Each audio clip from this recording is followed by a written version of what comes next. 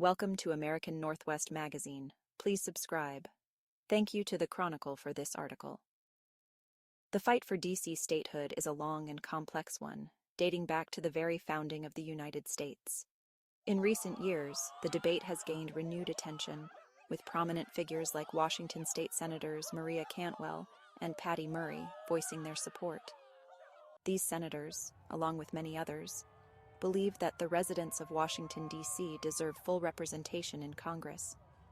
At the heart of the debate lies S-51, the Washington, D.C. Admission Act. This bill, if passed, would grant statehood to the District of Columbia. This would mean that D.C. residents would finally have voting representation in both the House of Representatives and the Senate.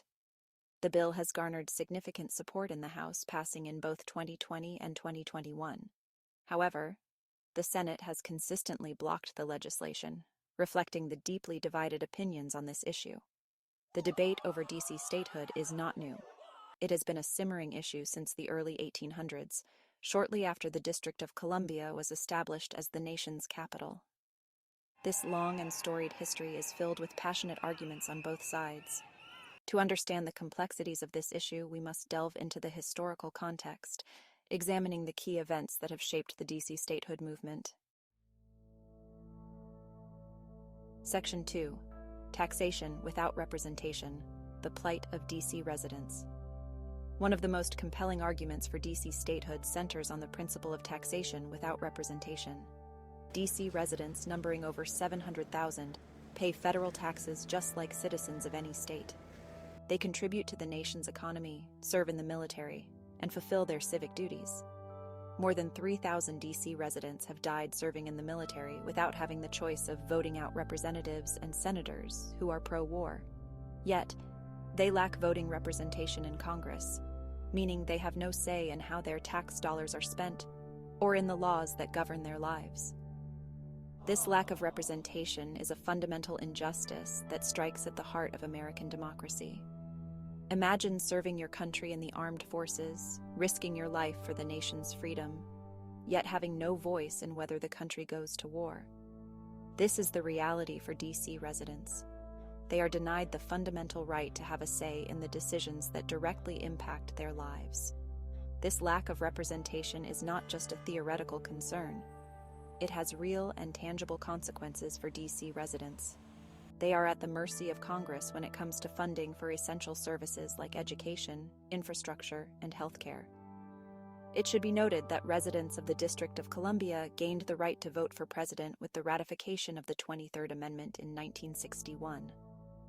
This amendment granted D.C. residents a share of electors proportional to its population, but limited to no more than the least populous state.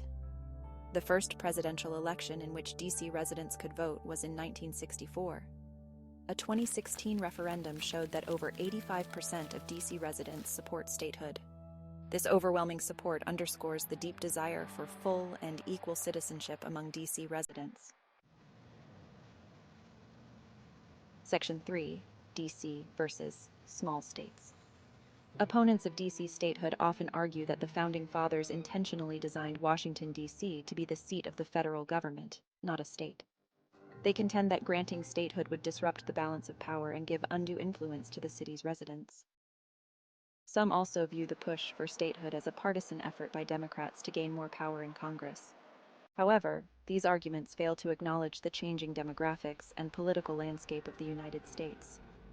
D.C. has a larger population than both Wyoming and Vermont, two states with full representation in Congress. If Wyoming, with its population of just over 500,000, deserves 2 senators, why shouldn't D.C., with its larger and more diverse population, have the same right? The comparison to smaller states highlights the arbitrary nature of denying statehood to D.C. It raises questions about fairness, equity, and the very definition of what it means to be a full and equal citizen in the United States. Section 4. A call to action, supporting the District of Columbia's path to statehood. The fight for D.C. statehood is a fight for equality, representation, and the fundamental principles of American democracy. Denying over 700,000 citizens the right to vote is a stain on the nation's conscience. It is time for Congress to right this historical wrong. and grant D.C. the statehood it deserves. Supporting D.C. statehood means supporting the core values of fairness, justice, and representation for all. It means ensuring that every American, regardless of their zip code, has a voice in their government. We encourage you to learn more about this important issue and join the movement for D.C. statehood. Please subscribe and click the thumbs up icon. Our subscribers mean a lot to us. Help us reach 1,000 subscribers to finally be monetized.